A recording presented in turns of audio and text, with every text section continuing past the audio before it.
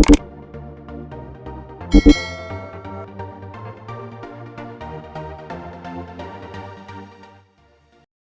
الله الرحمن الرحیم. قدرمنو لیدونکو او اوریدونکو ډیره زیاته مننه. په وروستیو کې ګڼو ځوانانو د موږ سره د واتساپ د شمیرې له لارې نه یا ځینو هم ملګرو د ایمیل له لارې نه حتی ګڼو ملګرو په لسګونو د فیسبوک د پیغامونو له لارې نه موږ سره تماس نیولی په ځینو ډیرو مهمو مسلو باندې د بحث غوښتنه کړې. تاسو قدرمنو ځوانانو پوښتنه کړې چې موږ څنګه پوهېدلی شو چې موږ کم کار لپاره پیدا شو یا په ژوند کې کم داسې کار وکړو چې هغه موږ ته د شهرت او عزت ترڅنګ د یو بریالي ژوند راز را په ګوته کړي. په دې برخه کې قدرمنو ځوانانو علماو د ټولنپوهنې او د انساني ارواپوهنې ګڼو علماو په دې اړه باندې تحلیلونه کړي دي، مطالعې کړي دي او هڅونې رامنځته کړي دي چې څنګه ځوانان پوهېدلی شي، انسانان پوهېدلی شي چې دوی د کم کار لپاره پیدا دي. نن تاسو قدرمنو ځوانانو تاسې په غوښتنه باندې زه د شپږو ډېرو زیاتو مهمو ځانګړنو خصوصیاتو یا د اړتیاو بحث کوم چې هغه تاسې ته در په ګوته کوي چې تاسې آیا د دې کار لپاره پیدا شوي یاست یا که نه. د مثال په ډول ګڼ ځوانان په دې وروستیو کې ما سره تماس نیسي چې زه غواړم لیکوال شم. ګڼ په دې کانکور وروستیو امتحانونو کې موږ سره ګڼو ځوانانو تماس نیولی، ټلیفونونه یې کړي، د واتساپ او د فیسبوک له لارې نه یې غوښتنه کړې چې زه څه انتخاب کړم، د ما انتخاب باید څه واوسیږي، یا آیا پلانۍ پوهنځۍ ته زه کامیابېدای شم که نه، که کامیاب شم آیا دا پوهنځی به ماته شخصیت، عزت او د ښه ژوند کولو لاره طریقه راوښیي او که نه. په دې باندې د پوهېدلو لپاره ځان سره دغه فارمول واخلئ.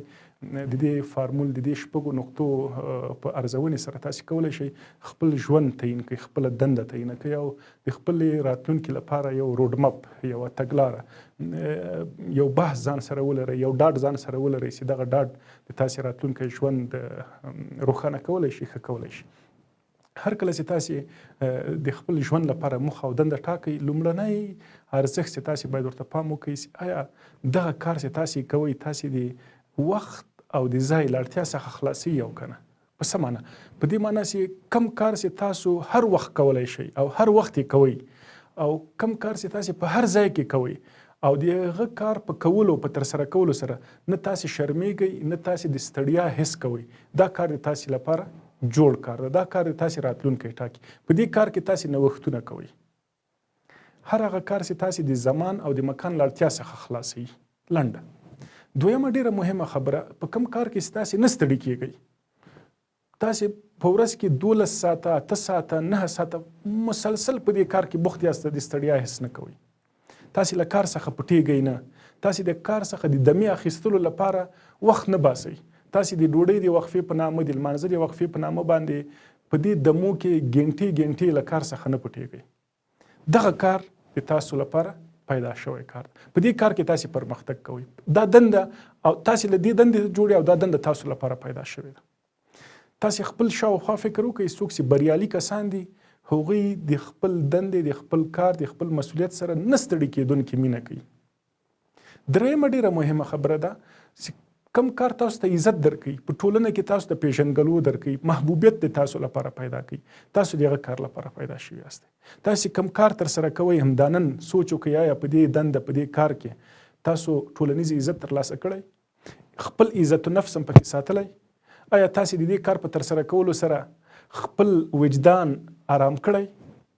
که تاسو وجدان آرامئ، په ټولنه کې تاسو ته خپله دنده عزت درکوي، محبوبیت درکوي، پوه شئ چې تاسې د همدې دندې لپاره پیدا شوي یاست. د دې دندې له لارې نه تاسې پیژندلی کیږئ. څلورمه ډېره مهمه خبره چې تاسو سره مرسته کوي قدرمنو ځوانانو د خپلې دندې او د خپل مسؤلیت په پیژندګلو کې چې آیا تاسې رښتینې توګه باندې دا دنده چې ترسره کوئ، د دې دندې دا دنده د تاسې راتلونکی ټاکي او که نه تاسې ته په راتلونکي کې وجداني ارامتیا دربخي او که نه. هغه داسې تاسو کومه دنده چې ترسره کوئ، په دې دنده کې هره ستونزه، هره ربړه، هر کړاو چې تاسې ورسره مخامخ کیږئ، د دې په ځای باندې چې د هغه دندې نه تاسې په شا سئ، تاسې له هغه کړاو، له هغې ستونزې سره مینه کوئ. ډېره مشهوره خبره چې مجنون به د لیلا د کلي، د لیلا د کوڅې له سپو سره مینه کوله. مینه همدغسې حد ته مینه او جنون له خپلې دندې سره تاسو بریالیتوب ته بیایي. کومه دنده چې تاسو ترسره کوئ د هغه دندې له ستونزو او مصیبتونو سره که چیرې تاسو مینه پیدا کړه، دا دنده د تاسې راتلونکی ټاکي. دا دنده د تاسې د ژوند د نوښتونو دنده ده. له دې دندې سره یې تاسې تړاو موجوده ده او دا دنده تاسو لپاره او تاسې له دې دندې لپاره پیدا شوي یاست. بله ډیره مهمه خبره دا چې که چیرې تاسو دغسې یوه دنده کې بوخت یاست چې هغه تاسې د زمان او د مکان له اړتیا څخه خلاصوي، تاسې پکې نه ستړي کېدونکي یاستئ، تاسو پکې خپل عزت وینئ، تاسې د ستونزو سره مینه کوئ. جالبه دا ده چې دا دنده تاسې د پیسو له اړتیا خلاصوي. تاسې باید نور د پیسو په اړه باندې، د معاش په اړه باندې فکر ونه کوئ. پیسې به دا دنده تاسې ته خپله راوړي. تاسو بریالي کسان وګورئ، بریالي کسانو ته هر څوک په ټولنه کې د پیسو د معاش ورکولو لیوالتیا لري. هیڅوک نه ترې نه په شا کېږي. تاسو په خپله ټولنه کې بریالي استادان وګورئ، په هر پوهنتون، هر ښوونځي کې د هغوی دنده پیدا کېږي. لیکوالان وګورئ، د هغوی هر کتاب خلک یې پیري، خلک یې اخلي. تاسې لوبغاړي ته وګورئ، کوم چې بیداره، تکړه، د خپل کار سره تعهد لري، ژمنتوب لري، هغوی په هره لوبه کې لوبول کېږي، په هر ټورنمنټ کې اخیستلی کېږي او هر چېرته د خپلې وړتیا څخه ګټه ترلاسه کوي. وروستۍ خبره چې ډیره زیاته مهمه ده، هر هغه کار، هر هغه دنده چې تاسې خوب کولو ته نه پرېږدي، آرام ته نه پرېږدي، استراحت ته نه پرېږدي، تاسو همدې دندې ته پیدا شوي یاستئ. داسې دنده ترسره کوئ، مارټن لوتر کینګ وایي داسې ارمان پیدا کوئ، داسې خوب پیدا کوئ چې خوب ته هم پرېنږدي. په کومه دنده کې چې تاسې ویده کېږئ، په کومه دنده کې چې ستاسو سترګې پټېږي، په کومه دنده کې چې تاسې غواړئ استراحت وکړئ، هغه دنده د تاسو د پرمختګ، هغه دنده د تاسو د راتلونکي لپاره نه ده جوړه شوې. تاسو باید په داسې دنده پسې وګرځئ، داسې دنده ترسره کړئ چې تاسې خوب او آرام ته پرېنږدي، بلکې آرام او خوب د تاسې د دندې په ترسره کولو کې ترلاسه کیږي، په کار کولو، زحمت ویستلو او په هلو ځلو کې ترلاسه کیږي. هر هغه دنده چې تاسو د راتلونکي لپاره روښانتیا او ډاډګیرنه رامنځته کوي، په ټولنه کې د تاسې ارزښت زیاتوي، د خپل وطن، د خپل هیواد لپاره د تاسې تعهد رامنځته کوي، هغه باید همدغه شپږو موخو یا د همدغو شپږو ځانګړنو لرونکي وي. هغه باید د همدغو شپږو ځانګړنو لرونکي. یو ځل بیا د تاسې قدرمنو اورېدونکو لیدونکو لپاره تکراروم، لومړنی دا دنده باید تاسې د مکان او زمان له اړتیا څخه خلاص کړي. دویم، دا دنده باید تاسو ستړي نه کړي. دریم، دا دنده باید تاسو ته عزت در وبخي.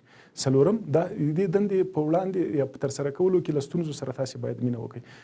پنځم، ډېره مهمه خبره دا چې دا دنده تاسې د پیسو له اړتیا څخه خلاصوي، د تاسې ورځنۍ اړتیاوې همدا دنده درته رفع کوي. شپږمه تر ټولو مهمه خبره هغه دا چې دا دنده ترسره کول د تاسې آرام ده، د تاسې خوب او استراحت په دنده کې ده، نه له دندې څخه په تېښته. قدرمنو ځوانانو، که چېرته په خپل ژوند کې دغسې دنده پیدا کړه، دغسې دنده مو ټاکله، د تاسې راتلونکی، د خپل هیواد، د خپل چاپېریال، د خپل کور کهول راتلونکی مو تثبیت کړه. ډېره زیاته مننه. تر بیا.